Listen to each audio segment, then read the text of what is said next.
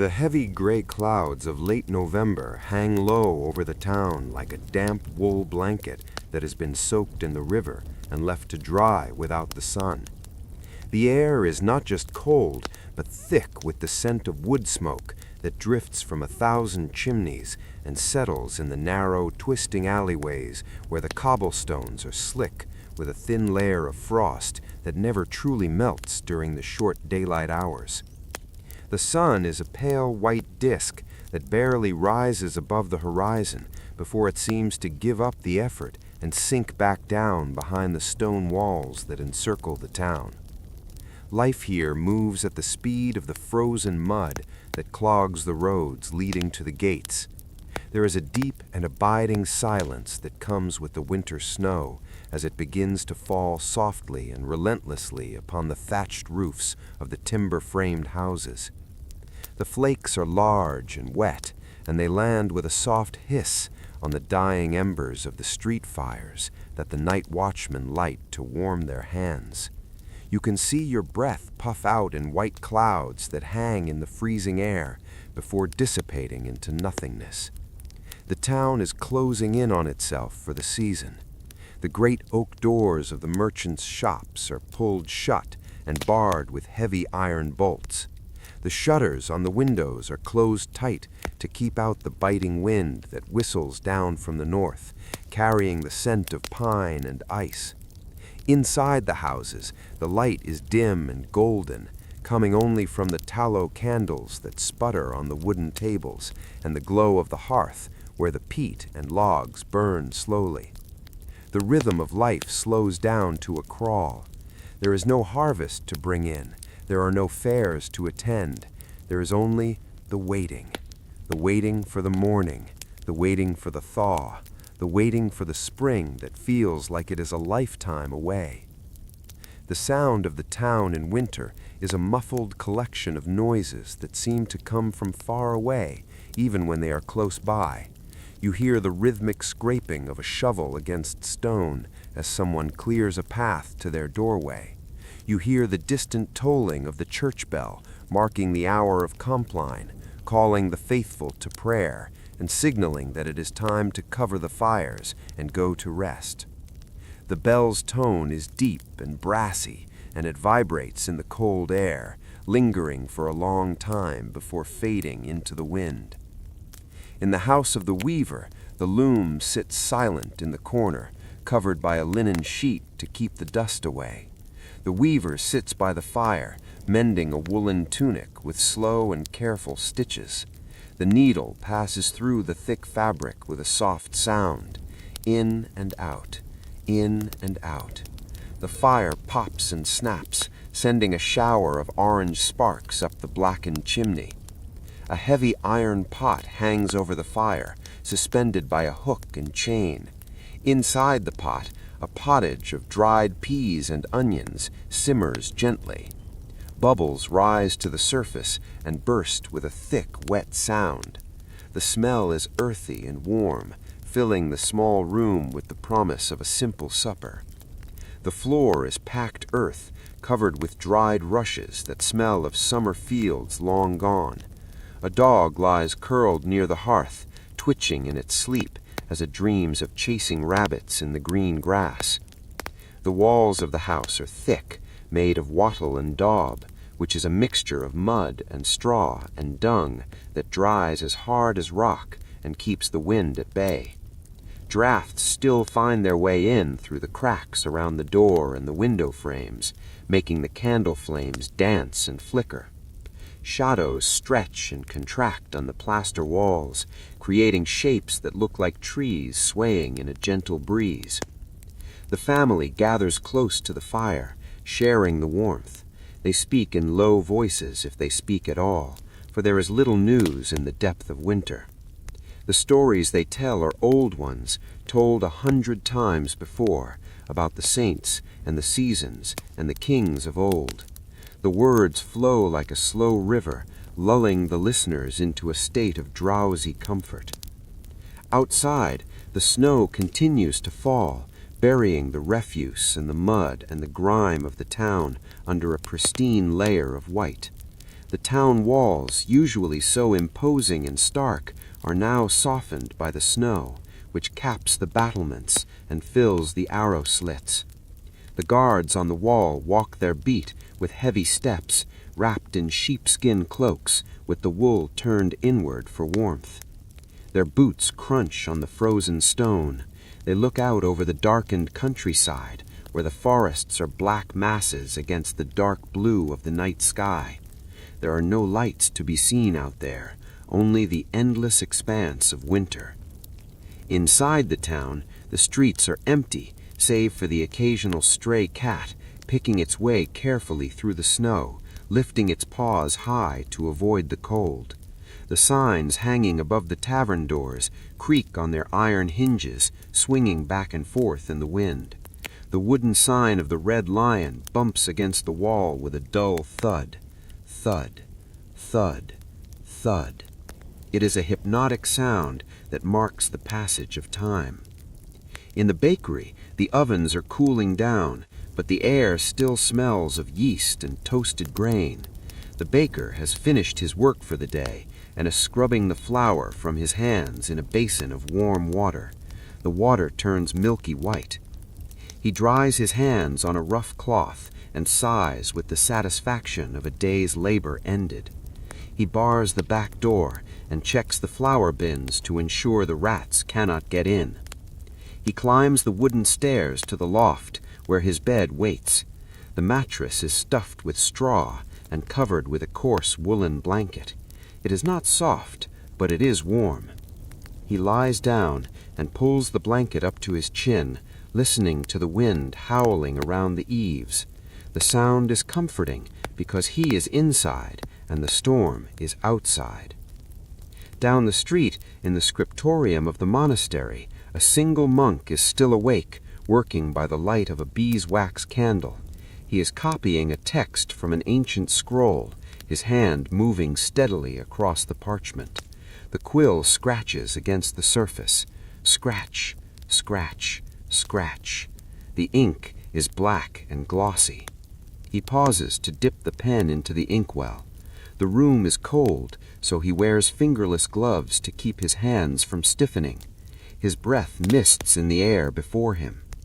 He is tired, but the rhythm of the writing keeps him awake. He is illuminating a capital letter, painting it with crushed lapis lazuli and gold leaf. It is slow and exacting work that requires patience and silence. The monastery is quiet around him. The other monks are asleep in the dormitory, their breathing steady and deep. The stone walls of the abbey absorb the silence and amplify it. In the stables, the horses are restless, stamping their hooves on the straw. The stable boy wakes up and murmurs to them soothingly.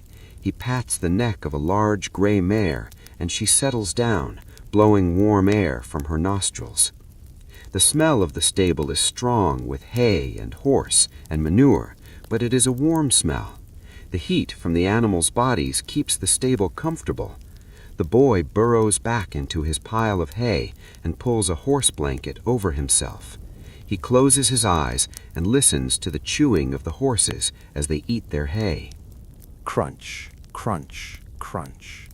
It is a peaceful sound. The town is a collection of these small, warm spaces surrounded by the cold.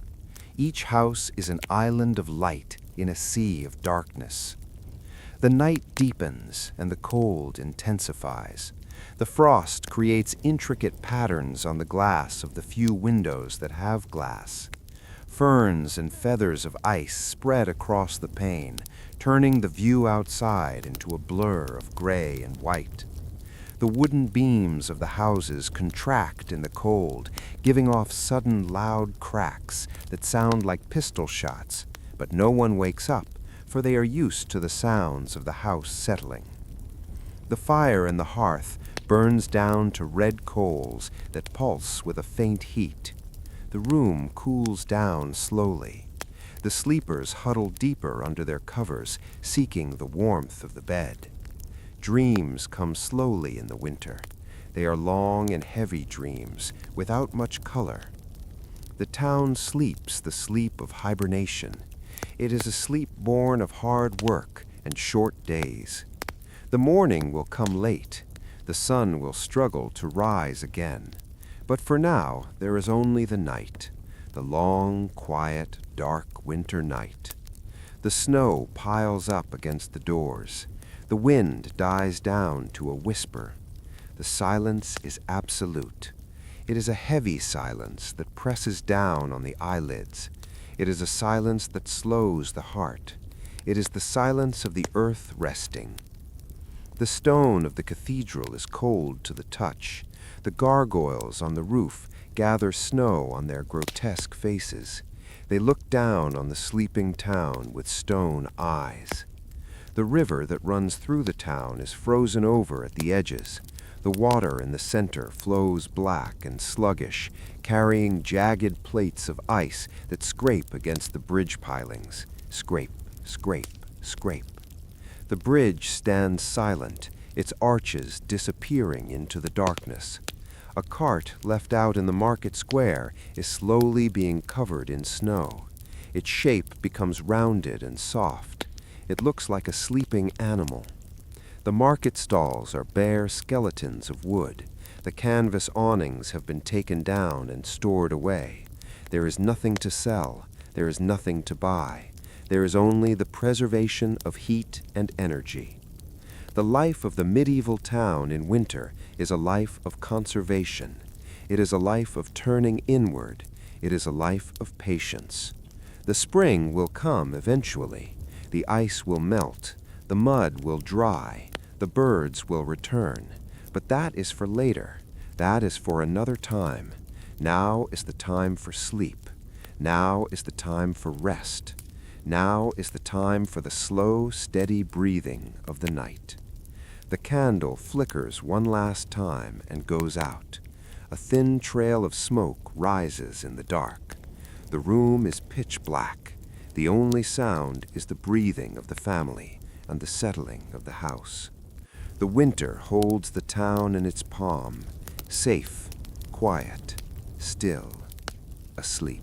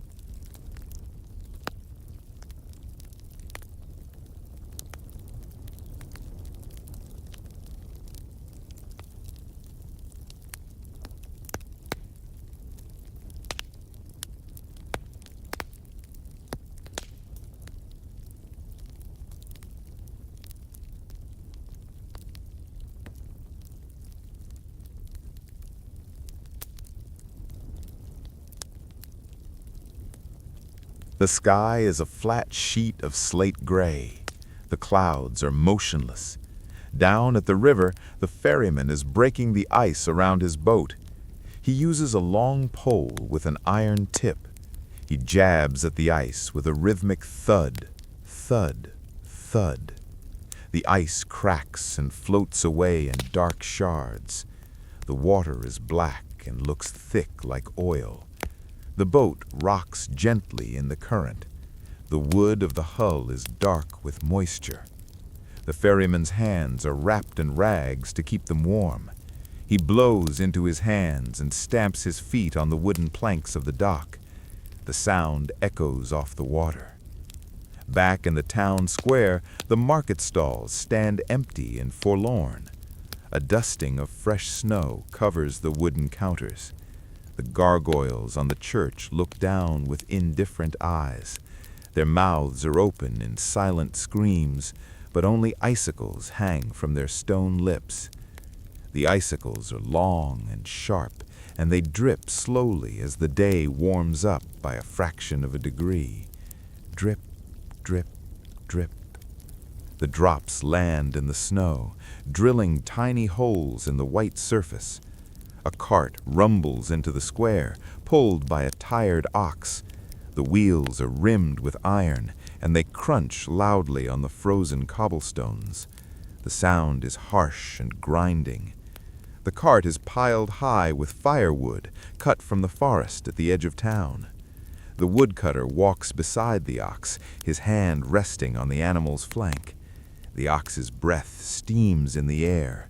The woodcutter's boots are heavy with mud and snow. He stops the cart and begins to unload the logs. He stacks them against the wall of a merchant's house. The sound of wood on wood is a hollow clack, clack, clack. He works steadily, without rushing. There was a rhythm to his labor that matches the slow pulse of the winter morning. Inside the merchant's house, the servants are sweeping the floors. The sound of the straw brooms on the stone flags is a soft swish, swish, swish. Dust motes dance in the shaft of weak light that enters through the high windows. The cook is kneading dough in the kitchen. Her arms are strong and covered in flour. She pushes the heels of her hands into the dough, folding and turning it. The dough is cool and elastic. She shapes it into round loaves and sets them on a wooden paddle to rise. The smell of the yeast is sour and comforting. The fire in the great kitchen oven is roaring now. The heat is intense. The stones of the oven are black with soot. Outside the town gates, the fields are a vast expanse of white. The hedgerows are black lines sketched against the snow. A flock of crows lifts from a bare oak tree. They circle in the gray sky, calling to each other with harsh caws, caw, caw, caw. They settle back down on the branches, which sway under their weight. A lone traveler is walking along the road towards the town. He is wrapped in a heavy gray cloak that drags in the snow. He walks with his head down against the wind. His staff strikes the ground with every other step. Tap, tap, tap. He is miles away yet, but in the clear winter air he seems closer. He is just a dark speck, moving slowly across the white landscape. Back in the weaver's house, the loom is uncovered. The weaver sits on his bench. He throws the shuttle back and forth. The wooden bobbin rattles in its track. Clack, whir, clack, whir. The sound is repetitive and soothing. The wool is dyed a deep russet red from madder root. The fabric grows inch by inch. The weaver's foot presses the treadle. The harness lifts the threads. The pattern emerges slowly. It is a simple twill weave, strong and warm. The light in the room is dim, so he works by touch as much as by sight. His fingers know the tension of the threads. He hums a low, tuneless melody under his breath. The cat sits on the windowsill, watching a bird that is pecking at a frozen berry on a vine outside. The cat's tail twitches, but it does not move. The bird flies away. The cat closes its eyes and goes back to sleep. The morning stretches on. The sun finally breaches the horizon. It is a pale, watery yellow sun that gives no heat. It casts long blue shadows across the snow. The shadows stretch out from the houses and the trees, reaching across the street like grasping fingers. The light catches the icicles on the eaves and makes them sparkle for a brief moment. The town is fully awake now, but it is a quiet wakefulness. People move with purpose, but without haste. They are bundled in layers of wool and linen and fur. They nod to each other as they pass in the street, but they do not stop to talk. It is too cold for conversation. Their breath mingles in the air. A woman carries a basket of eggs. She walks carefully so as not to slip. The eggs are brown and speckled. A boy carries a bucket of milk. The milk sloshes against the sides of the pail. The surface is creamy and white. He spills a drop, and it lands on his boot. He wipes it off with his thumb. The blacksmith's hammer begins to ring out. Clang, clang, clang. The sound is bright and metallic. It cuts through the heavy winter air. Sparks fly from the anvil, showering the dark workshop with brief stars. The iron glows red hot. The smith turns it with tongs. He strikes it again. The metal changes shape. It flattens and lengthens. The smell of hot iron and singed hair fills the shop. The horse waits patiently to be shod. It stamps a hoof. The smith speaks to it softly. Steady now, steady. The day wears on. The sun climbs to its zenith, which is still low in the southern sky.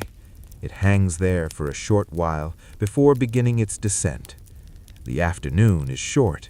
The light begins to fail almost as soon as it has arrived. The gray returns. The cold deepens. The town prepares for the night once again. The cycle continues.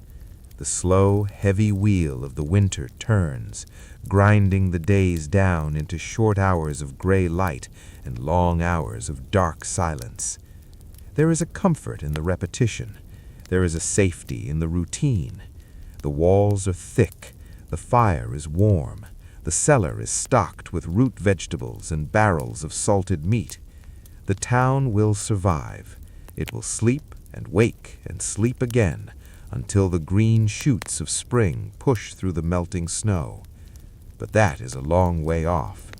For now there is only the gray sky and the white snow and the stone and the wood and the wool and the fire and the endless quiet of the winter day. The afternoon light does not so much fade as it simply evaporates into the cold air. One moment the sky is a flat sheet of gray, and the next it is deepening into a heavy, bruised blue that signals the approach of the long night. The transition is subtle and slow, like the movement of a shadow across a sundial. The air grows sharper and bites at the exposed skin of the face and hands. The wind picks up again, swirling the loose snow in small eddies around the corners of the buildings. The few people left on the streets quicken their pace. Their heads are ducked low into their collars. They do not look left or right. They are intent only on reaching the warmth of their own hearths. The sound of wooden pattens clicking on the frozen stones becomes more frequent. Click, clack, click, clack. A rhythmic urgency that echoes in the narrowing streets. The shopkeepers emerge one by one to dismantle their stalls. The sky is a flat sheet of slate gray. The clouds are motionless. Down at the river, the ferryman is breaking the ice around his boat. He uses a long pole with an iron tip. He jabs at the ice with a rhythmic thud, thud, thud. The ice cracks and floats away in dark shards. The water is black and looks thick like oil. The boat rocks gently in the current. The wood of the hull is dark with moisture. The ferryman's hands are wrapped in rags to keep them warm. He blows into his hands and stamps his feet on the wooden planks of the dock. The sound echoes off the water. Back in the town square, the market stalls stand empty and forlorn. A dusting of fresh snow covers the wooden counters. The gargoyles on the church look down with indifferent eyes. Their mouths are open in silent screams, but only icicles hang from their stone lips. The icicles are long and sharp, and they drip slowly as the day warms up by a fraction of a degree. Drip, drip, drip. The drops land in the snow, drilling tiny holes in the white surface. A cart rumbles into the square, pulled by a tired ox. The wheels are rimmed with iron, and they crunch loudly on the frozen cobblestones. The sound is harsh and grinding. The cart is piled high with firewood, cut from the forest at the edge of town. The woodcutter walks beside the ox, his hand resting on the animal's flank. The ox's breath steams in the air. The woodcutter's boots are heavy with mud and snow. He stops the cart and begins to unload the logs. He stacks them against the wall of a merchant's house. The sound of wood on wood is a hollow clack, clack, clack. He works steadily, without rushing. There was a rhythm to his labor that matches the slow pulse of the winter morning. Inside the merchant's house, the servants are sweeping the floors. The sound of the straw brooms on the stone flags is a soft swish, swish, swish. Dust motes dance in the shaft of weak light that enters through the high windows. The cook is kneading dough in the kitchen. Her arms are strong and covered in flour. She pushes the heels of her hands into the dough, folding and turning it. The dough is cool and elastic. She shapes it into round loaves and sets them on a wooden paddle to rise. The smell of the yeast is sour and comforting. The fire in the great kitchen oven is roaring now. The heat is intense. The stones of the oven are black with soot. Outside the town gates, the fields are a vast expanse of white. The hedgerows are black lines sketched against the snow. A flock of crows lifts from a bare oak tree. They circle in the gray sky, calling to each other with harsh caws, caw, caw, caw. They settle back down on the branches, which sway under their weight. A lone traveler is walking along the road towards the town. He is wrapped in a heavy gray cloak that drags in the snow. He walks with his head down against the wind. His staff strikes the ground with every other step. Tap, tap, tap. He is miles away yet, but in the clear winter air he seems closer. He is just a dark speck, moving slowly across the white landscape. Back in the weaver's house, the loom is uncovered. The weaver sits on his bench. He throws the shuttle back and forth. The wooden bobbin rattles in its track. Clack, whir, clack, whir. The sound is repetitive and soothing. The wool is dyed a deep russet red from madder root. The fabric grows inch by inch. The weaver's foot presses the treadle. The harness lifts the threads. The pattern emerges slowly. It is a simple twill weave, strong and warm. The light in the room is dim, so he works by touch as much as by sight. His fingers know the tension of the threads. He hums a low, tuneless melody under his breath. The cat sits on the windowsill, watching a bird that is pecking at a frozen berry on a vine outside. The cat's tail twitches, but it does not move. The bird flies away. The cat closes its eyes and goes back to sleep. The morning stretches on. The sun finally breaches the horizon. It is a pale, watery yellow sun that gives no heat. It casts long blue shadows across the snow. The shadows stretch out from the houses and the trees, reaching across the street like grasping fingers. The light catches the icicles on the eaves and makes them sparkle for a brief moment. The town is fully awake now, but it is a quiet wakefulness. people move with purpose but without haste. They are bundled in layers of wool and linen and fur. They nod to each other as they pass in the street, but they do not stop to talk. It is too cold for conversation. Their breath mingles in the air. A woman carries a basket of eggs. She walks carefully so as not to slip. The eggs are brown and speckled. A boy carries a bucket of milk. The milk sloshes against the sides of the pail. The surface is creamy and white. He spills a drop, and it lands on his boot. He wipes it off with his thumb. The blacksmith's hammer begins to ring out. Clang, clang, clang. The sound is bright and metallic. It cuts through the heavy winter air. Sparks fly from the anvil, showering the dark workshop with brief stars. The iron glows red hot. The smith turns it with tongs. He strikes it again. The metal changes shape. It flattens and lengthens. The smell of hot iron and singed hair fills the shop. The horse waits patiently to be shod. It stamps a hoof. The smith speaks to it softly. Steady now, steady. The day wears on. The sun climbs to its zenith, which is still low in the southern sky. It hangs there for a short while before beginning its descent. The afternoon is short. The light begins to fail almost as soon as it has arrived. The gray returns. The cold deepens. The town prepares for the night once again.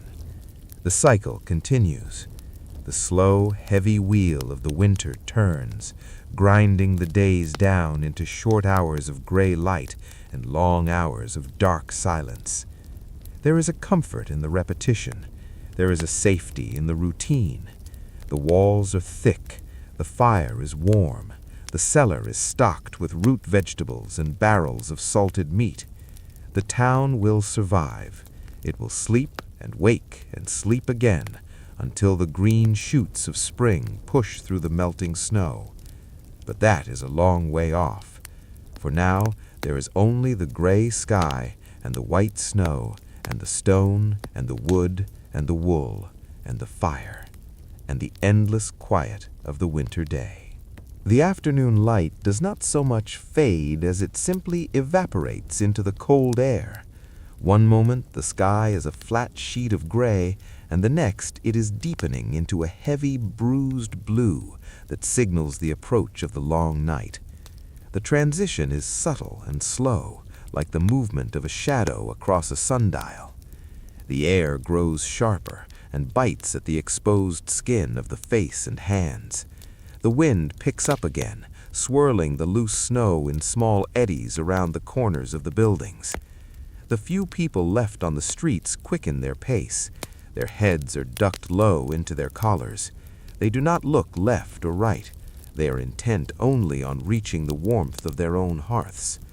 The sound of wooden pattens clicking on the frozen stones becomes more frequent. Click, clack, click, clack. A rhythmic urgency that echoes in the narrowing streets. The shopkeepers emerge one by one to dismantle their stalls. They take down the display boards and carry the goods inside. The heavy oak doors are swung shut with a groan of rusty hinges. The iron bolts are slid into place with a solid metallic thud that signifies the end of commerce for the day. Thud, slide, lock. The town is sealing itself up. The windows of the houses are dark squares that slowly begin to glow with a faint orange light as candles are lit within. The light is wavering and weak. It struggles against the encroaching dark.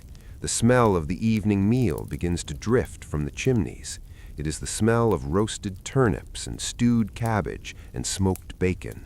It is a heavy and savory scent that hangs low in the damp air. Inside the great hall of the local lord, the servants are preparing for supper. They lay out the trestle tables, placing long wooden boards over sturdy carved legs. They cover the wood with white linen cloths that have been pressed smooth. The fabric is cool and crisp.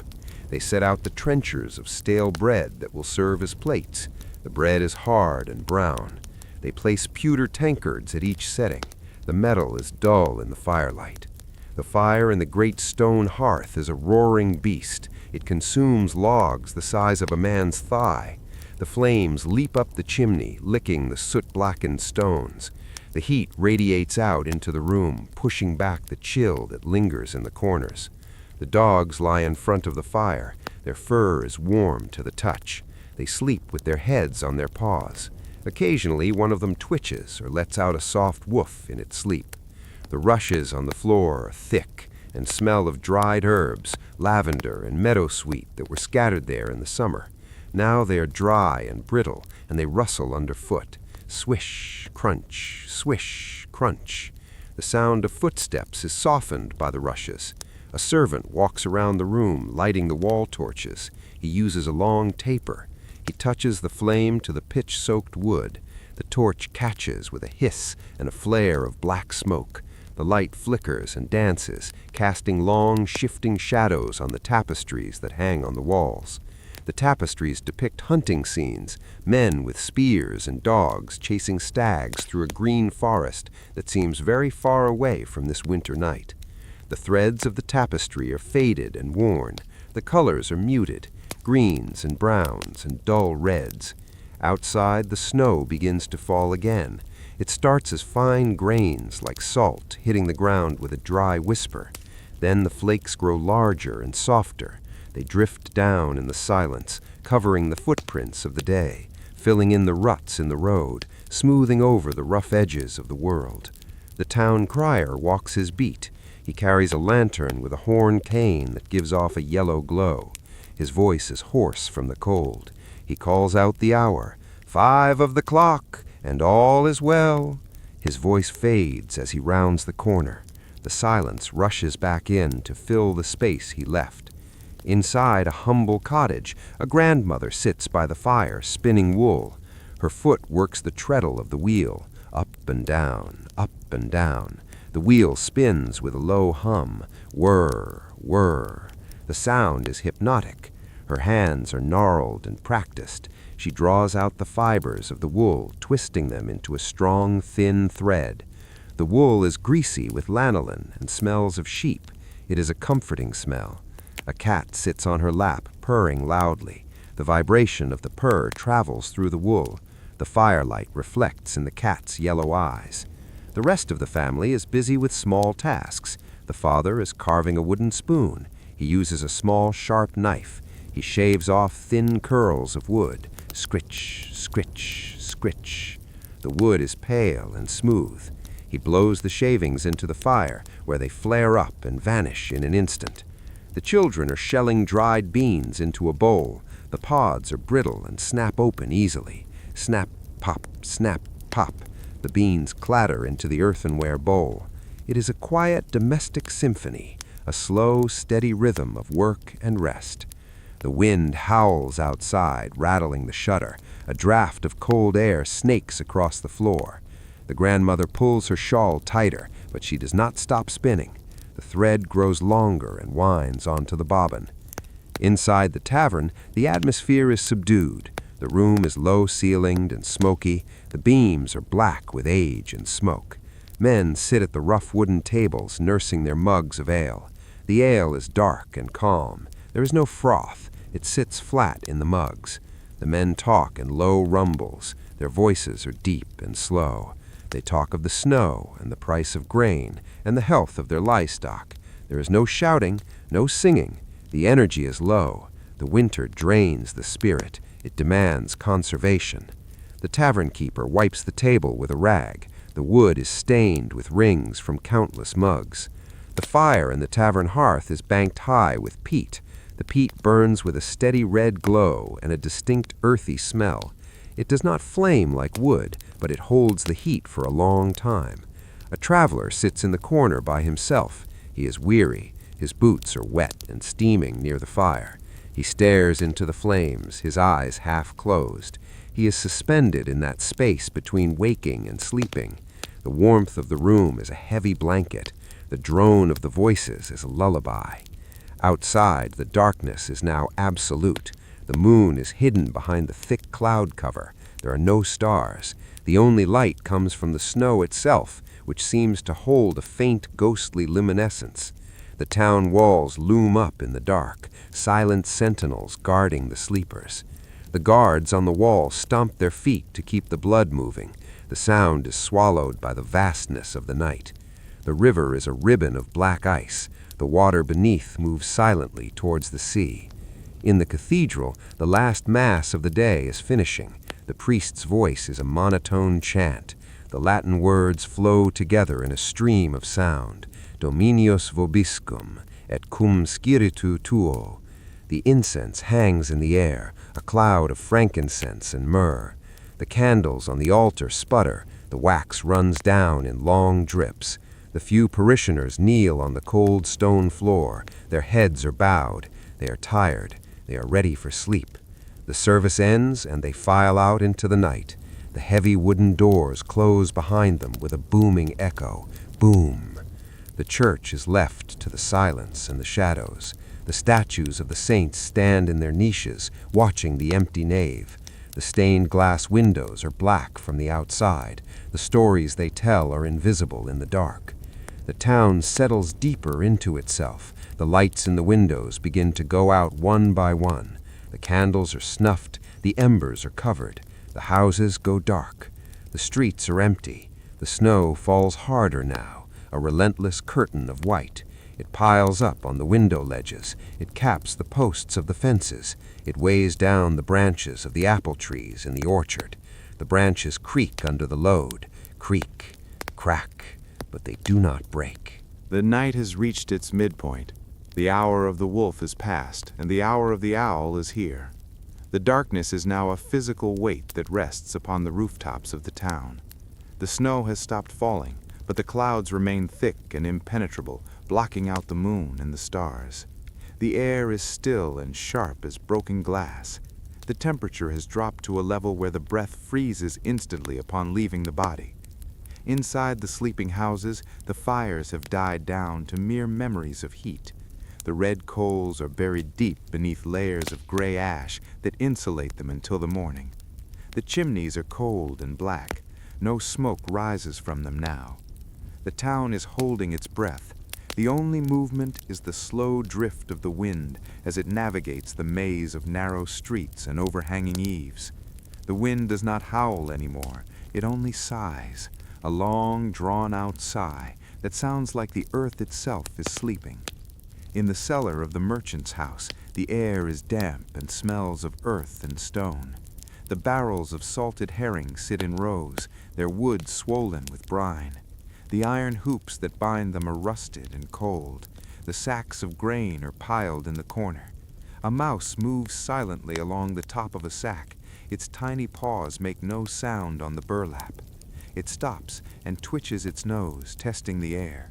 Then it scurries away into a crack in the wall. Silence returns to the cellar. Above, in the bedchambers, the sleepers are heavy and motionless. The feather beds have conformed to the shapes of their bodies. The wool blankets are pulled up over ears and noses, leaving only tufts of hair exposed to the biting cold. The rhythm of breathing is the only clock that matters now, slow and deep and steady. In, out, in, out. The chest rises and falls beneath the heavy covers. A dreamer turns over, and the straw mattress crunches softly, a sound like dry leaves being stepped on. Then the stillness settles back in. Outside, the town watchman is the only human soul awake. He walks his beat along the top of the stone wall. His steps are slow and deliberate. He wraps his heavy sheepskin cloak tighter around himself. The wool is rough and smells of lanolin.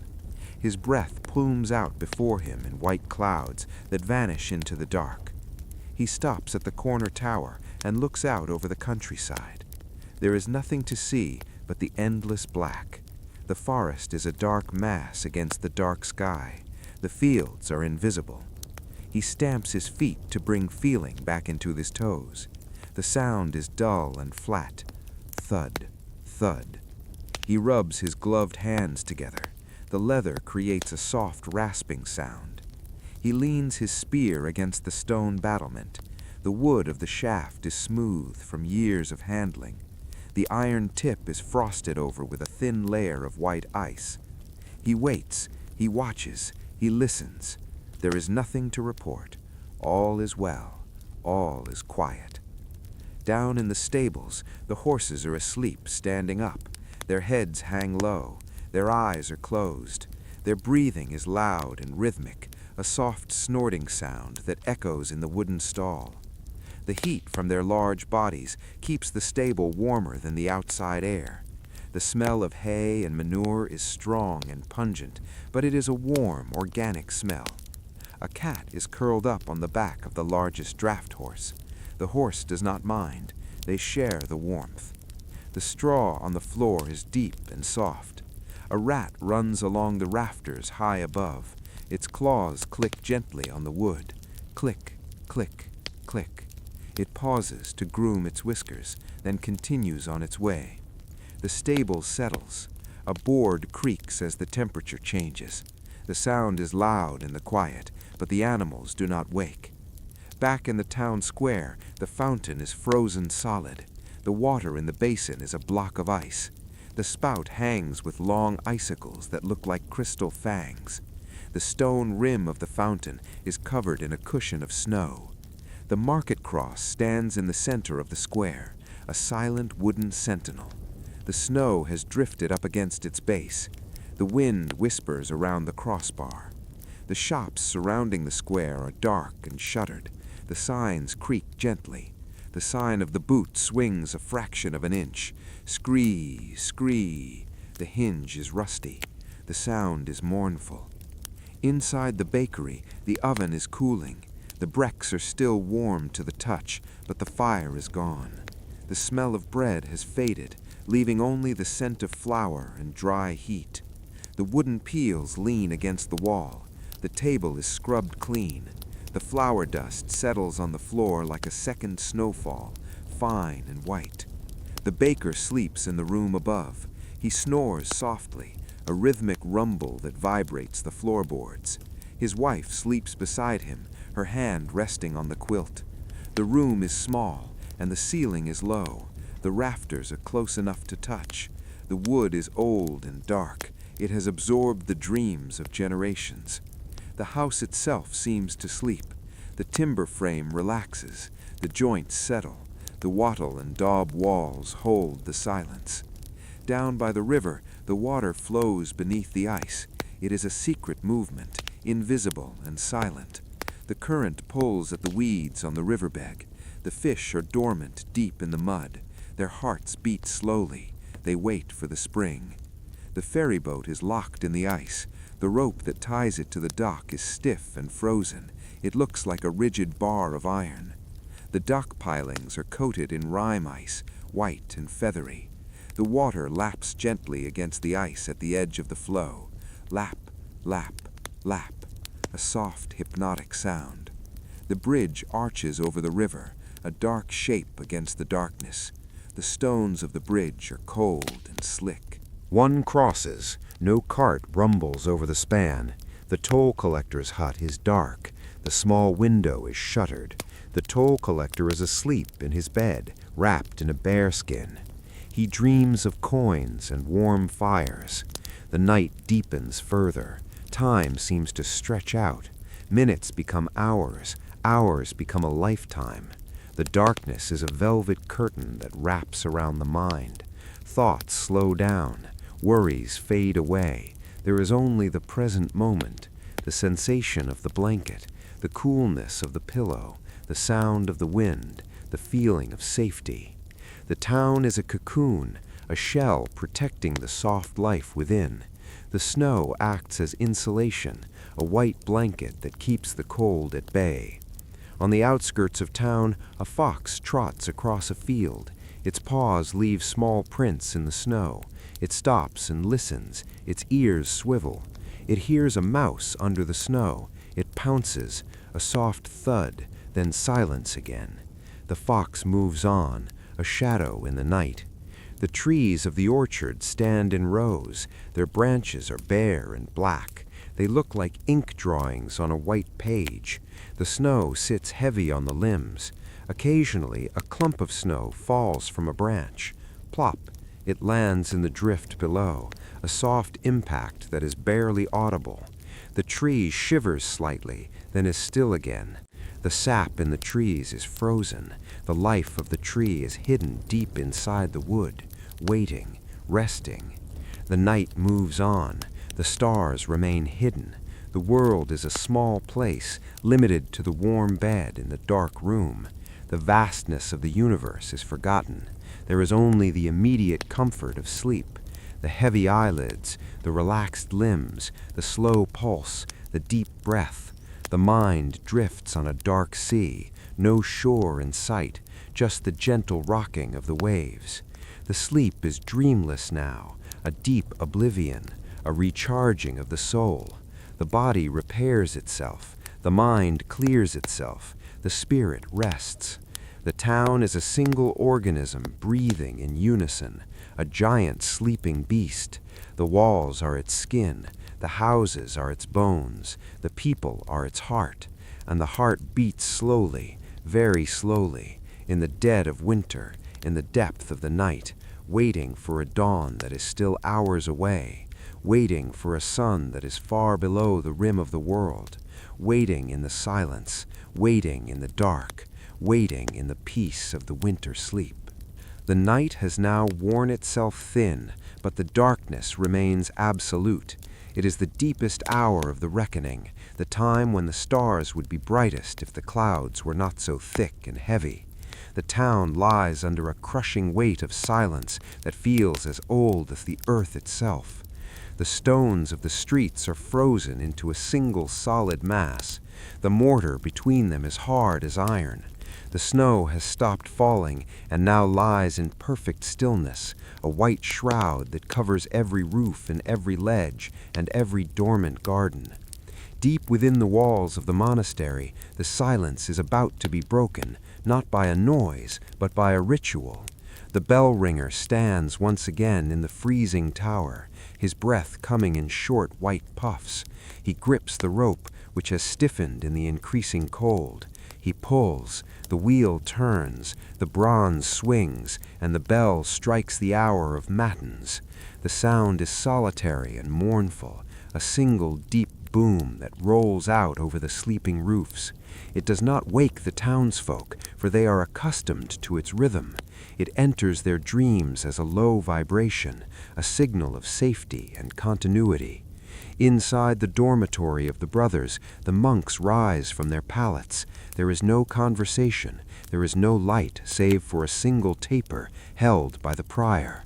The rustle of rough wool habits is the only sound. Swish, swish, swish. They slip their feet into leather sandals that are cold and stiff. They pull their cowls up over their tonsured heads to ward off the chill of the stone corridors. They form a line, a procession of shadows moving through the darkness. They walk slowly towards the choir. Their footsteps are muffled and rhythmic. Slap, step, slap, step. The stone floor is uneven, worn down by centuries of such footsteps. The air in the cloister is damp and smells of mold and frozen earth.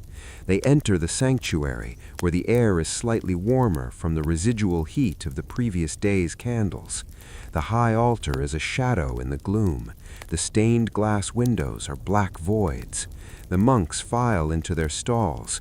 The wood of the seats is old and polished smooth by generations of prayers. They stand in silence for a moment. The silence is heavy and pregnant with intent. Then the cantor begins, a low hum that starts deep in the chest. The other voices join in, a unison of deep male voices chanting the ancient psalms. The sound is a drone, a continuous wave of vibration that fills the stone cavern of the church. O Lord, open thou my lips, and my mouth shall show forth thy praise. The Latin words flow together, syllables melting into one another, heavy and slow and resonant. The sound does not seem to come from the men, but from the walls themselves, as if the stone is singing. The chant rises and falls like the breathing of a giant sleeper. It is a hypnotic sound, repetitive and soothing, devoid of sharp edges.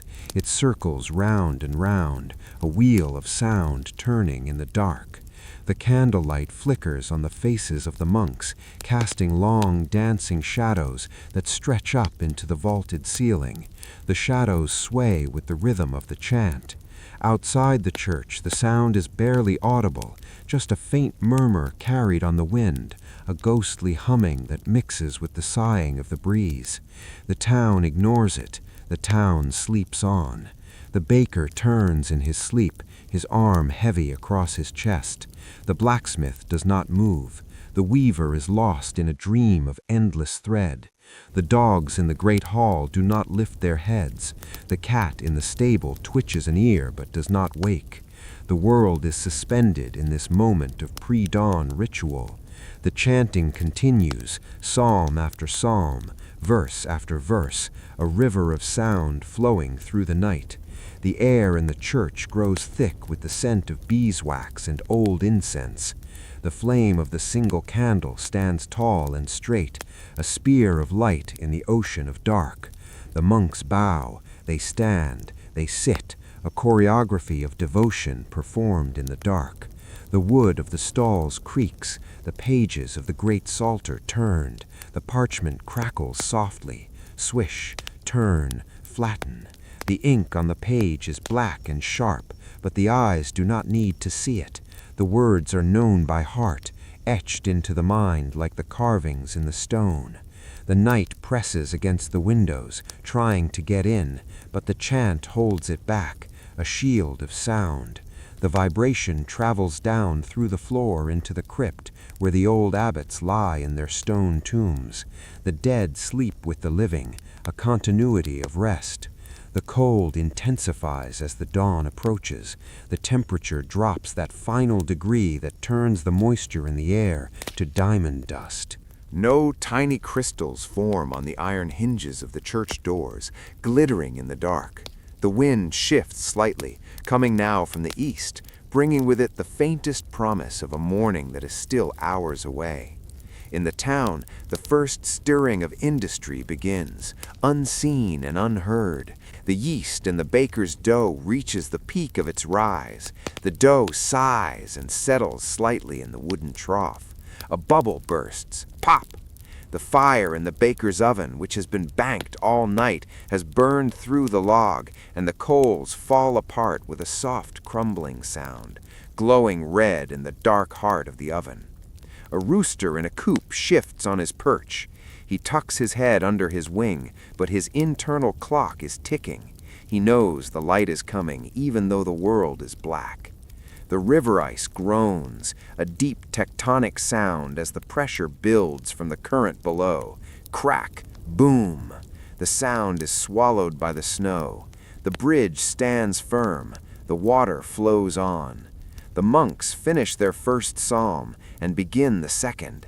The tone shifts slightly, but the rhythm remains the same, a steady pulse, a heartbeat of the night.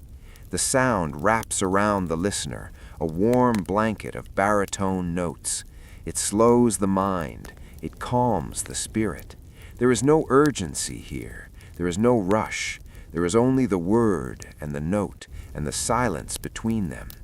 The space between the notes is as important as the notes themselves, a cavernous pause where the echo hangs in the air, fading slowly, fading, fading, until the next note begins, a cycle of sound and silence, light and dark, waking and sleeping. The town is a cradle, the chant is the lullaby, the winter is the nursemaid, watching over the slumbering world, keeping it safe, keeping it still, keeping it deep in the dreamless sleep of the long, dark, cold medieval night. The echo of the last psalm dies away into the vaulted ceiling of the church, leaving a silence that is even deeper than before.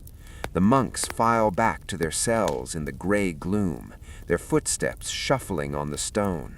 The door closes with a soft latching sound, click, and the world is left to the creeping dawn. The sky above the town is no longer the pitch black of the deep night, but has shifted to a heavy charcoal gray, a color that seems to absorb the cold rather than reflect it. The air is still and frozen, suspended in the moment before the sun makes its effort to rise. The frost has grown thick on every surface during the night, coating the wooden beams of the houses in a furry white layer that looks like moss made of ice. The iron handles of the doors are rimmed with white. The cobblestones are glazed and slippery. Inside the houses, the temperature is at its lowest point. The warmth of the bodies and the beds is the only heat left in the world. The air in the room is sharp and smells of cold ash and old stone. Slowly, the first sleeper stirs. It is the woman of the house, or the apprentice, or the servant whose duty it is to wake the fire. They push back the heavy woolen blankets. The cold air hits their skin like a slap. They shiver and pull their linen shift tighter. Their bare feet touch the floorboards, which are freezing. They move quickly across the room to the hearth. The hearth is a dark cavern in the wall, the center of the home's life. The person kneels on the stone hearthstone. The cold of the stone seeps through their knees. They take the iron poker and gently rake through the pile of gray ash that has accumulated overnight. The ash is soft and powdery. It rises in a small gray cloud that smells of burnt oak. Carefully, they search for the heat, digging down to the bottom of the pile where the embers from the night before were buried to keep them safe. They find a faint red glow, a single pulse of light in the gray dust. It is the seed of the fire, the life of the house. They lean in close, their face almost touching the ash. They purse their lips and blow gently, a long, steady stream of breath. Whoosh!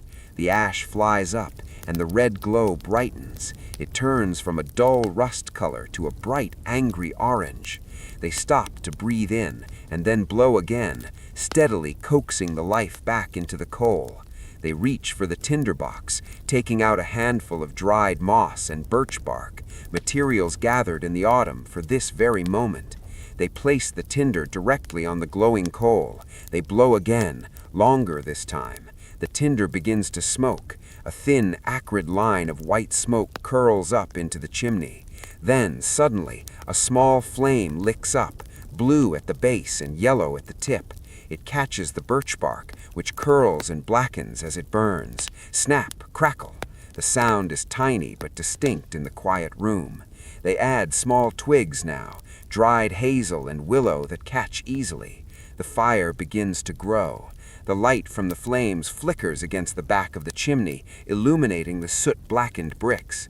The warmth begins to radiate outward. It is a faint warmth at first, barely felt on the face, but it is a promise of the heat to come.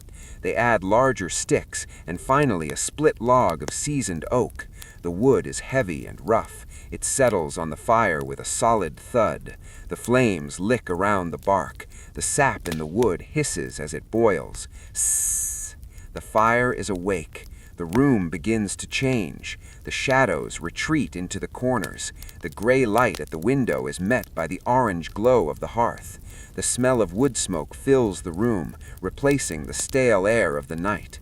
This same ritual is happening in the house next door, and the house across the street. All over the town, people are kneeling before their hearths, blowing on embers, feeding the flames, waking the fires. Outside, looking at the rooftops, you can see the result. One by one, the chimneys begin to breathe. A column of gray smoke rises here, then another there, then 3 more in a row. The smoke rises straight up in the still air, pillars of gray supporting the gray sky. The smell of the town changes. The crisp scent of snow is overlaid with the comforting, heavy scent of 1,000 fires. The town is breathing again. The baker has already had his fire going for an hour. His oven is hot. The first batch of bread is baking. The smell of toasted grain leaks out into the street. A hungry dog pauses to sniff the air, then trots on. The light in the sky shifts again. The charcoal fades to a lighter slate. The outline of the horizon becomes visible, a dark line of hills against the lightening sky. The birds begin to wake. Sparrows in the eaves fluff their feathers to trap the warmth. They chirp softly, a tentative sound. Cheep, cheep. They are waiting for the sun. The rooster in the courtyard finally decides it is time. He stretches his neck and crows, a ragged, harsh sound that cuts through the morning mist. Cock-a-doodle-doo! It is answered by another rooster far away, a call and response that signals the end of the truce with the night. Inside the house, the family begins to wake.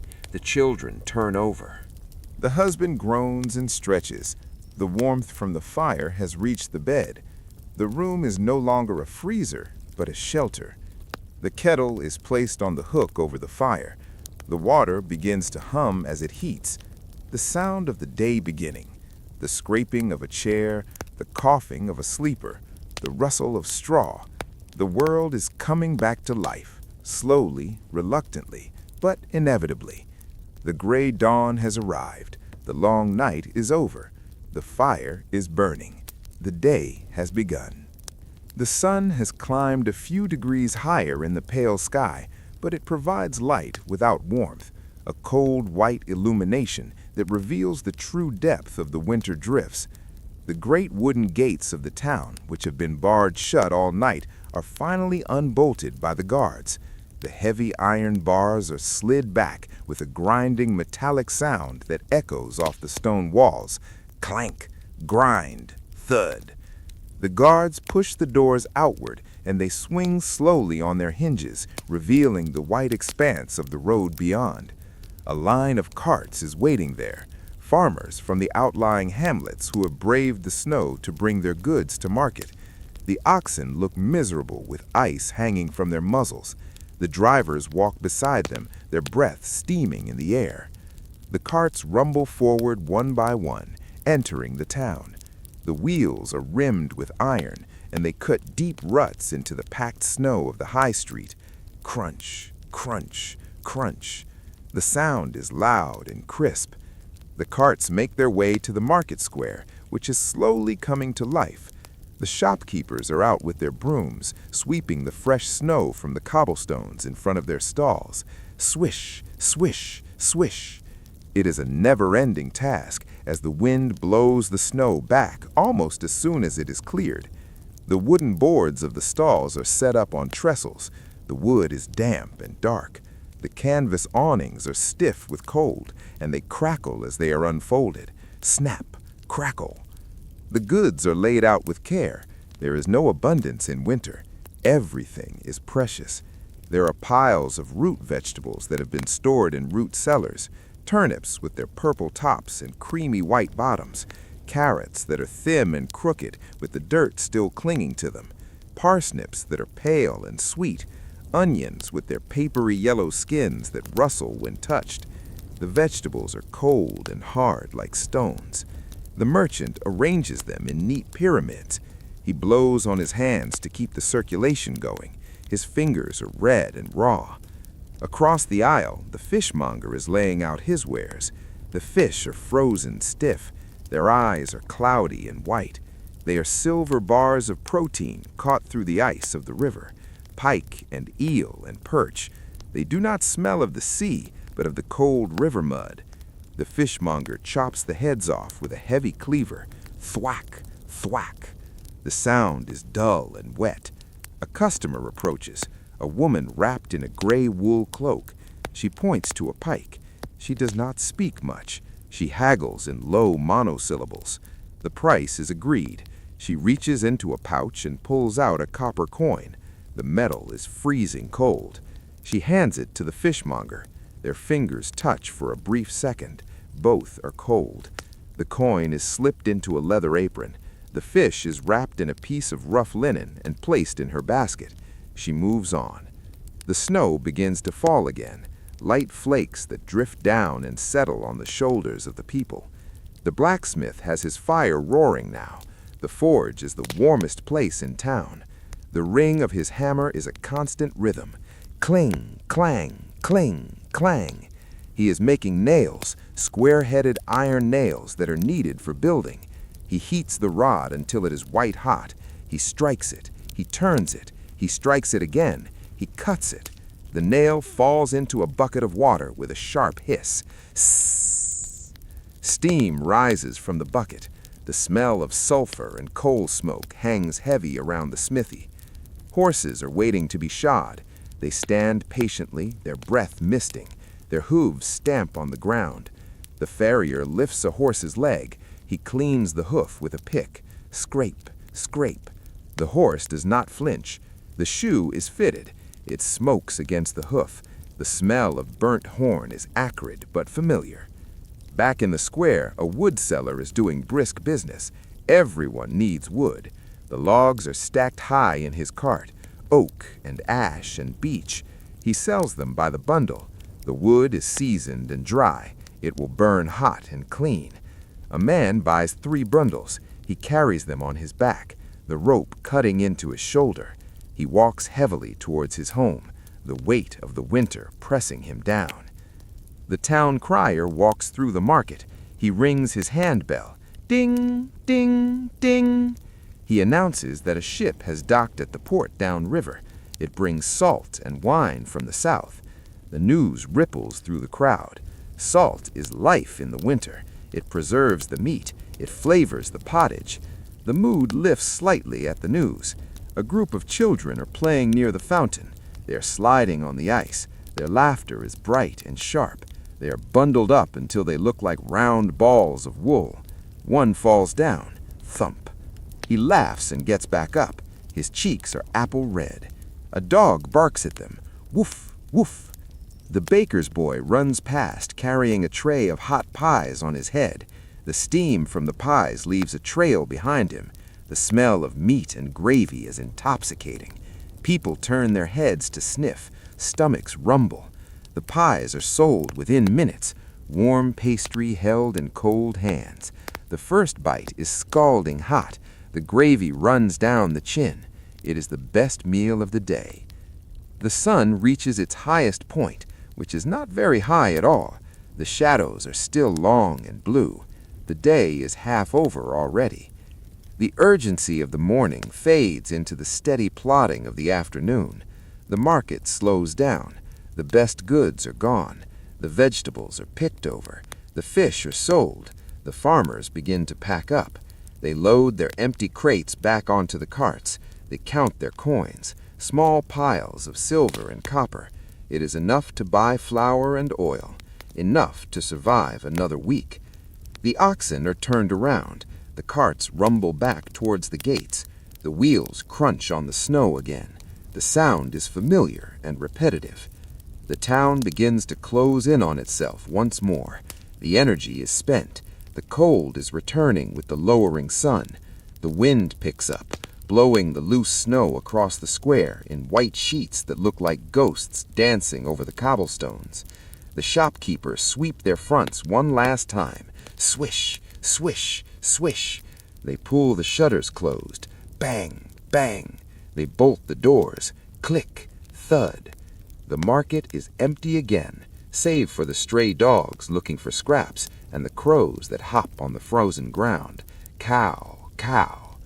The silence begins to return, settling over the streets like a fine dust.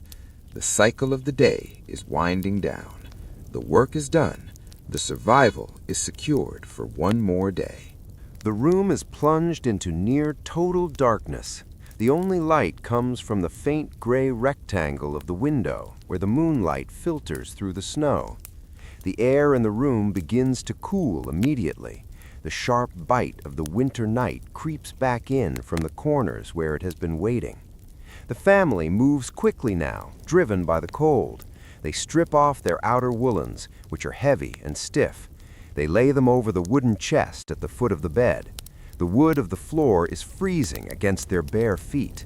They hurry to the bed, which is a high wooden box filled with straw. The mattress is thick and lumpy, but it is familiar. The straw rustles loudly as they climb in. Crinkle, crunch, rustle. The sound is the lullaby of the peasant.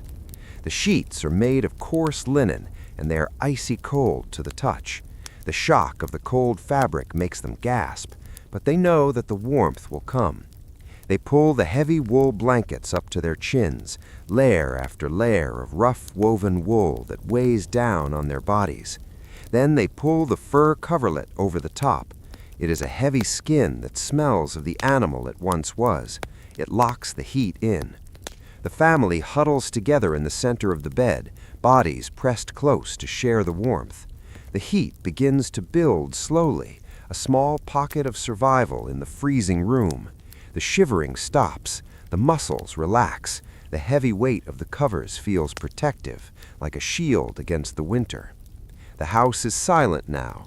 The fire is asleep. The animals are asleep. The tools are at rest. The loom is still.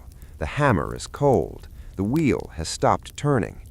Outside, the town is a landscape of grays and whites. The snow reflects the starlight. The roofs are smooth white slopes. The chimneys are cold. The smoke has ceased to rise. The streets are empty of all life. The watchman has finished his round and sits in the guardhouse, warming his hands over a brazier. His eyes are heavy.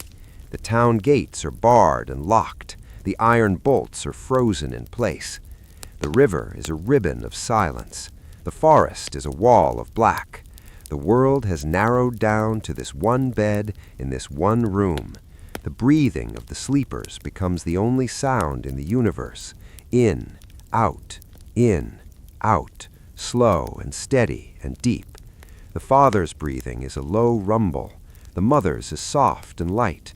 The children's is quick and whispery. They synchronize slowly into a collective rhythm of rest. The mind lets go of the day.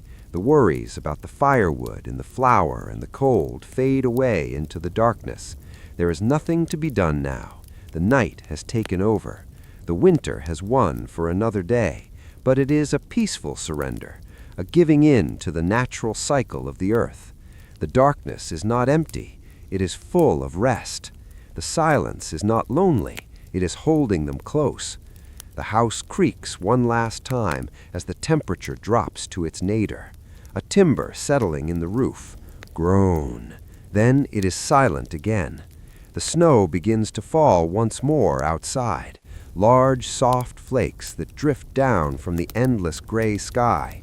They land on the roof with no sound at all, adding another layer to the insulation, sealing the house even tighter against the world. The snow covers the doorstep. It covers the path.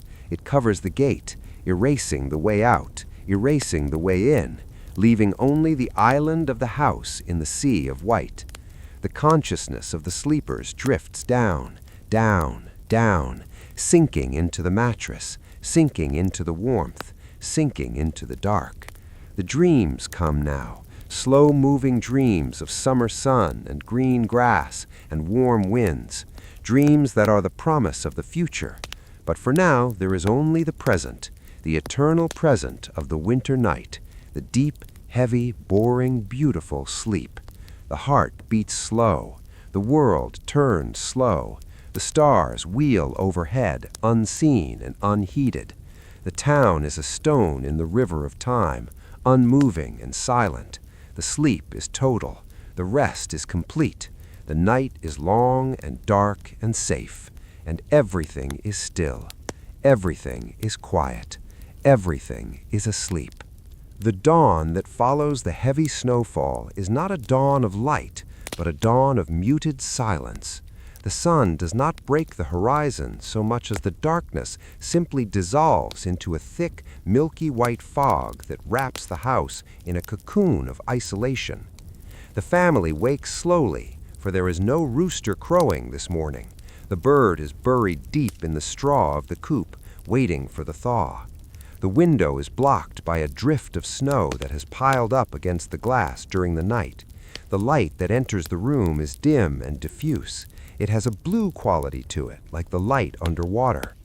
The father rises first and goes to the door. He lifts the heavy iron latch. Clack! He pushes against the wood, but it does not move. The snow has sealed them in. He puts his shoulder to the oak planks and pushes harder. The door groans and gives way a few inches. A wall of white greets him. The snow is packed tight and hard. He takes a shovel from the corner and begins to dig, not to leave the house, but just to clear a space for air.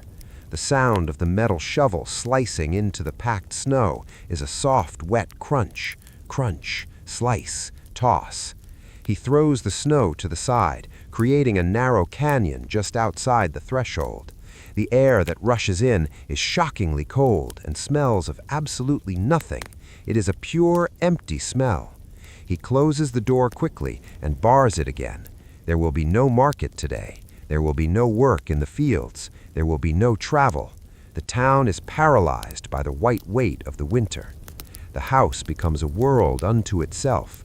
The parameters of existence are reduced to the four walls and the fire. The mother revives the hearth. The routine is the same as yesterday and the day before. Rake the ash, find the coal, blow the spark, feed the flame. The fire catches and begins its day-long conversation with the chimney. Crackle, pop, hiss. The kettle is filled with snow this time, for the water barrel is frozen. The snow melts slowly in the copper pot. It turns from white fluff to slush to clear water. The process is slow to watch. The water simmers. The steam rises. The family gathers for the breaking of the fast. It is simple today. Hard bread softened in warm water and a little bit of dried cheese that is salty and hard as a rock. They chew slowly. The rhythm of the jaw is the only movement in the room. Chew, swallow, chew, swallow. The day stretches out before them with no landmarks. There are no bells ringing from the church, for the sound is deadened by the storm. There is no sun to mark the hours. The winter holds the town in its palm, cold and hard and real. But the people are resilient. They endure, they wait, they sleep, and tomorrow they will do it all again. The light has failed completely now, and the heavy curtain of the winter night has fallen once again over the town. The streets are deserted as the last of the market-goers have hurried home to the safety of their own four walls. The only sound outside is the wind, which has picked up speed and is whistling through the keyholes and rattling the loose tiles on the roofs. Whoosh, rattle, whoosh. Inside the houses, the mood is one of heavy contentment and fatigue. The work of the day is done, and the focus shifts entirely to the preservation of heat and the sustenance of the body. The main room of the house is filled with the warm golden glow of the fire, which has been built up high for the evening. The logs are burning steadily with a low, comforting roar. The sap boils out of the wood ends with a rhythmic hiss. Sss, sss. The family gathers around the heavy oak table, which is polished smooth by years of elbows and plates. The wood glows in the firelight, reflecting the dancing flames. The mother lifts the heavy iron pot from the hook above the fire. The handle is hot, so she uses a thick cloth. She sets the pot in the center of the table on a trivet. The steam rises up in a thick white cloud that smells of onions and herbs and boiled grain. It is the smell of survival, the smell of home. She takes a wooden ladle and begins to serve the pottage. The thick soup plops into the wooden bowls with a wet, heavy sound. Plop, plop, plop. The bowls are deep and round, carved from ash wood. They hold the heat well. The father takes his place at the head of the table. He is tired. His shoulders are slumped. His hands are stained with the day's labor. He picks up his spoon, which is also made of wood. The handle is worn smooth by his thumb.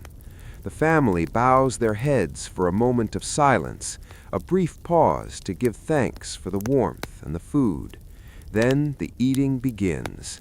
There is little conversation, for the hunger is real and the food is hot. The only sounds are the scraping of the spoons against the wood of the bowls, scrape, scrape, scrape, and the blowing on the hot soup to cool it down. The pottage is thick and hearty, full of peas and beans, and perhaps a bit of salt pork if the week has been good. It warms the belly and spreads a feeling of heaviness through the limbs. The bread is passed around, a round, dark loaf that is dense and chewy. The father cuts it with a small knife. The crust is hard and cracks loudly. Crack. He hands a slice to each child. They dip the bread into the pottage, letting it soak up the juices until it is soft. The simple, repetitive motion of eating is soothing. Dip, eat, dip, eat. The fire pops and sends a spark onto the hearthstone, where it fades from orange to gray in a second. The dog sits under the table, waiting for a crumb to fall. He rests his chin on the father's boot and sighs, a long exhale of patience. The cat is curled up on the bench beside the fire. It is washing its face with a slow, rhythmic motion of its paw. Lick, rub, lick, rub. The room is getting warmer as the cooking heat and the fire heat combine. The windows are shuttered tight, and a heavy wool tapestry is pulled across the door to stop the drafts. The world outside feels very far away. The storm is just a noise in the distance. The problems of the market are forgotten. There is only this room and this light and this food. The bowls are scraped clean. Not a drop is wasted. The spoons are licked dry. The meal is finished. A heavy lethargy settles over the table. The digestion begins. The eyelids start to droop. The mother collects the bowls and stacks them. The clatter of wood on wood is soft and dull. She pours a little warm water into a basin to wash them. The water swishes gently. She scrubs them with a rag and sets them to dry by the fire. The father pushes his bench back and moves closer to the hearth. He stretches his legs out towards the flames. The heat soaks into his tired muscles. He stares into the fire, watching the shapes change in the embers. A castle, a dragon, a mountain. The images form and dissolve in the red glow. The children are nodding off where they sit, their heads becoming heavy. The smallest one climbs into the mother's lap. She rocks him gently, back and forth, hum, hum, hum. She begins a low song, a tune without words that is as old as the town itself. It is a song of winter and sleep. The fire burns down a little. The flames become smaller and bluer. The shadows in the room grow longer, reaching out from the corners. The candle on the table gutters in a draught. The flame dances wild for a moment, then steadies. The wax drips down the side in a long tear. Drop, drop. The evening chores are done. The animals are fed. The door is barred. The shutters are latched. The water is drawn. The wood is stacked. There is nothing left to do but wait for the night to take its full hold. The transition from evening to night is slow and gentle. The energy leaves the room. The quiet deepens. The breathing slows. The house settles around them. The timber beams creak as they cool. The wind sighs in the chimney. The feeling of safety is absolute. The walls are thick. The roof is sound. The fire is warm. The family is together. The medieval town is a collection of these small, warm boxes holding the life inside against the cold, dark void of the winter night. The peace of the hearth is the anchor of their lives, the center of their world. And now, as the last log breaks apart and the embers glow with a deep, pulsing red, it is time to leave the fire and find the bed. It is time to surrender to the sleep, the long, deep, dreamless sleep of the winter night. The hour has grown late, and the fire in the hearth has burned down to a low, pulsing mass of deep red coals that give off a gentle heat, but no light. The shadows in the room have merged into a single blanket of darkness that wraps around the furniture and the walls. It is time for the final ritual of the day, the ritual that marks the true end of waking life and the beginning of the long sleep. The father stands up slowly, his joints clicking in the quiet room. Click, crack. He moves to the hearth and takes the heavy iron shovel. He scrapes the loose ash from the edges of the fireplace. Scrape, scrape, scrape. The sound is dry and soft, like sand on stone. He carefully piles the ash over the glowing coals, one shovelful, then another, gradually smothering the light but preserving the heat. The red glow disappears bit by bit. First the edges go dark, then the center, until there is only a mound of gray ash left. Time becomes fluid and vague. The mother sits at her distaff. She is spinning flax today. The fibers are gray and rough. Her fingers are nimble, twist and pull, twist and pull. The spindle whirls like a top. Whir, whir. It bumps against her knee. Tap, tap.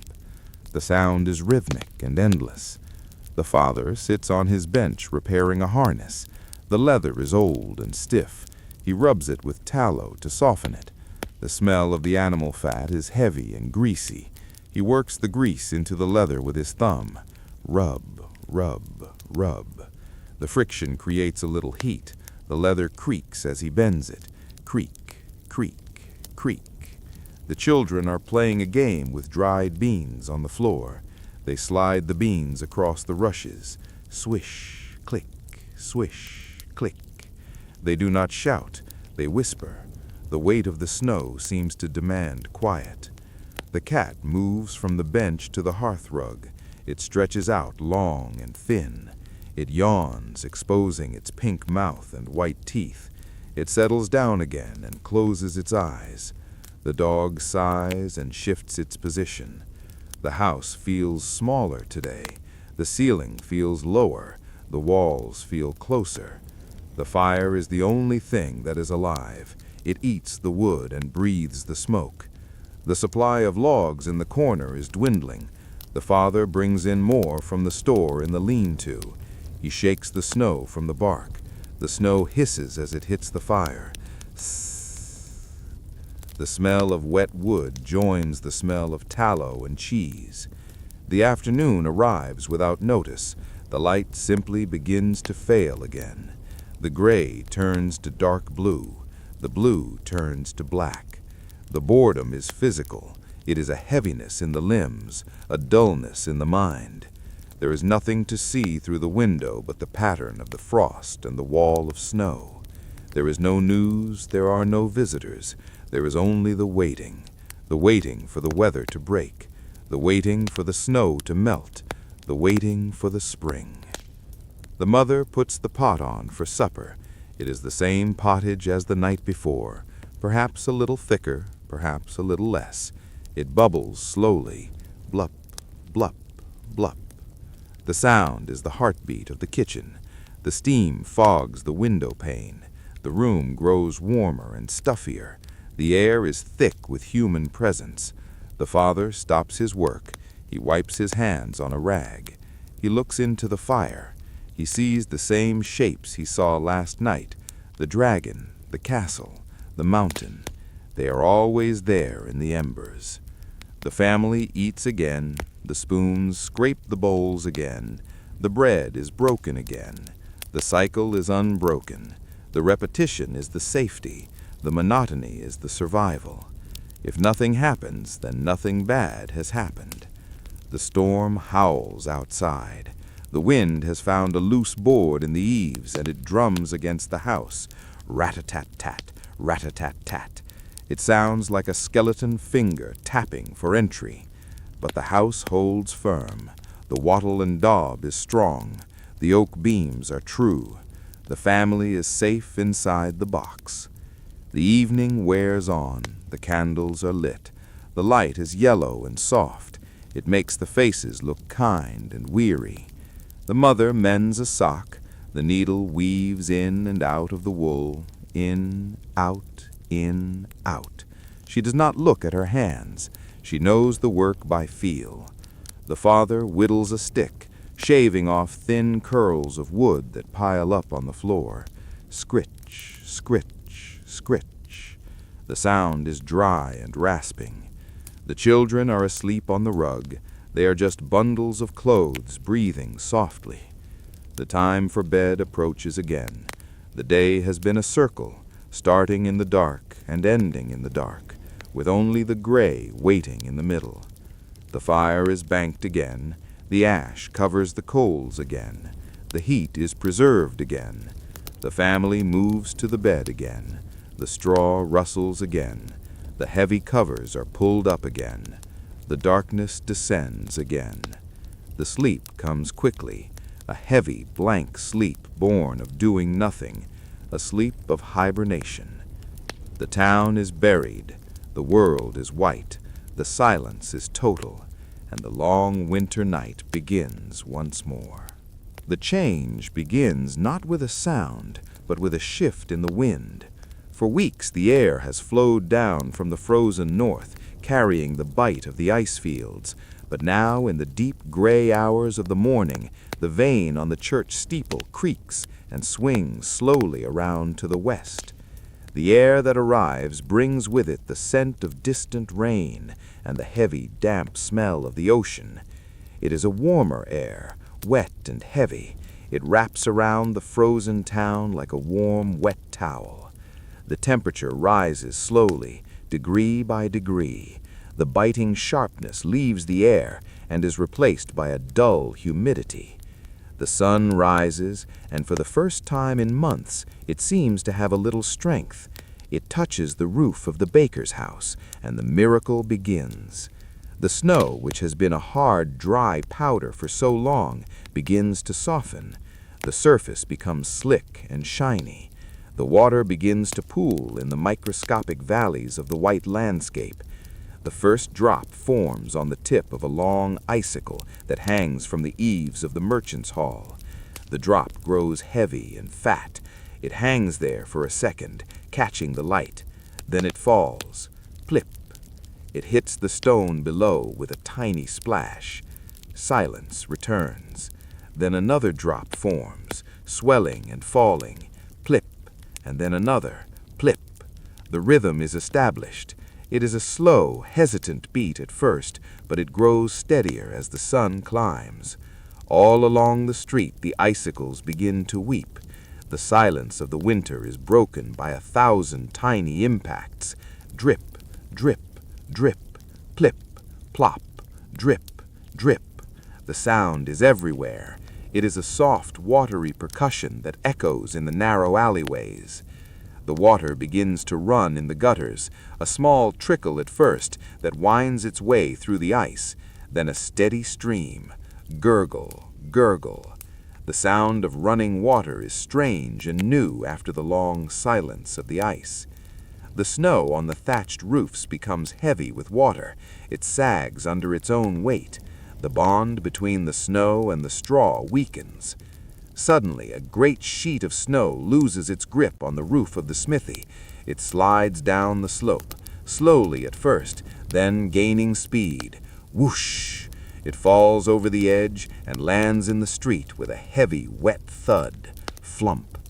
The pile of snow sits there, dense and wet, a soft white mountain in the mud. The horses in the stable sense the change. They stamp their hooves in the damp straw. Squelch, squelch. The mud is returning. The ground, which was hard as iron, is turning back into earth. The streets are transforming from a white paved road into a brown river of slush. A man steps out of his door. He is wearing high leather boots. He steps into the street, and his foot sinks down. Squish. The mud sucks at his boot as he lifts it. Schlock. The sound is wet and heavy. He walks carefully, slipping a little with each step. The pristine white of the winter is gone, replaced by the brown and gray of the thaw. The town looks dirty and tired.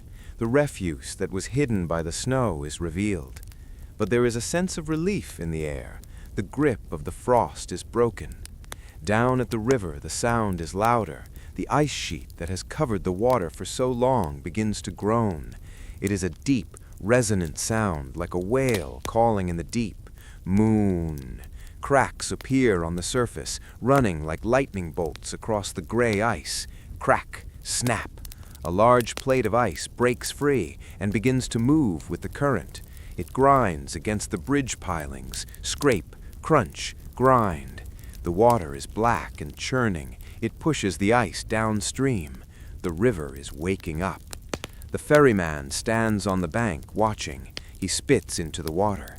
He knows his work will begin soon. The mill wheel, which has been frozen still for weeks, is freed from the ice. The miller opens the sluice gate. The water rushes in. Whoosh! The wheel groans and begins to turn. Creak, rumble, splash. The wooden paddles hit the water. The machinery inside the mill begins to clatter. Clack, clack, clack. The sound of industry returns to the town. The birds are more active now. They sense the coming spring. They sing louder, chirping from the dripping eaves. Beep, beep, beep. The smoke from the chimneys does not rise straight up anymore. It hangs low in the damp air, spreading out like a gray blanket. The smell of the town is earthy and pungent, the smell of wet wool and wet dogs and wet thatch. Inside the houses, the air feels damp. The stone walls sweat with condensation. Small beads of water run down the plaster. Trickle, trickle. The fire does not roar today. It smolders. The wood is damp and it smokes. Hiss, pop. The family sits with the door open for the first time, watching the rain that has begun to fall, a steady gray drizzle that washes the last of the snow away. Shh, shh. The sound of the rain is a constant white noise. It washes over the roof. It washes over the street. It washes over the mind. The world is turning to water. The hard edges are softening. The tension of the cold is releasing. The body relaxes in the damp warmth. The heavy layers of wool are loosened. The air is easier to breathe. The evening comes not with a black freeze, but with a gray mist. The fog rolls in from the river, filling the streets with a soft, opaque cloud. The lanterns are lit, but their light is diffused, glowing orbs floating in the mist. The sounds are muffled again, but it is a wet, muffled sound, not a frozen one. The dripping continues into the night. Drip, drip, drip, a lullaby of melting ice. The family goes to bed. The sheets feel slightly damp, but they are not freezing. The weight of the blankets is still there, but the fear of the cold is gone. They lie in the dark, listening to the world melting. The slide of snow from the roof, flump. The gurgle of the gutter, burble. The distant crack of the river ice, boom. The patter of the rain, tap, tap, tap. It is a symphony of water, a song of transition. The winter is retreating. The spring is whispering in the dark. The sleep that comes is heavy and deep, a sleep of exhaustion and relief. The town sinks into the mud. The town sinks into the mist. The town sinks into the quiet, wet night, dripping, melting, sleeping, waiting for the green that will surely follow the gray. And so the great wheel of the year turns slowly on its axis, moving from the iron grip of the frost to the soft embrace of the mud. The story of the medieval winter is told in the language of ice and fire and stone and silence. The town has survived the long, dark watch. The people have kept the flame alive through the endless nights. And now, as the final drops of the thaw fall from the eaves with a hypnotic rhythm, plip, plop, plip, plop, the narrative fades gently into the mist. There are no more words to be spoken. There are no more scenes to be seen. The imagination rests. The mind lets go of the images of snow and candlelight, drifting away from the cobbled streets and the timber houses, floating out into the vast, quiet space of the dreamless sleep. The body is heavy and warm. The breathing is deep and slow. The safety is absolute. The story is over. The night is yours. Sleep now. Sleep deep. Sleep well.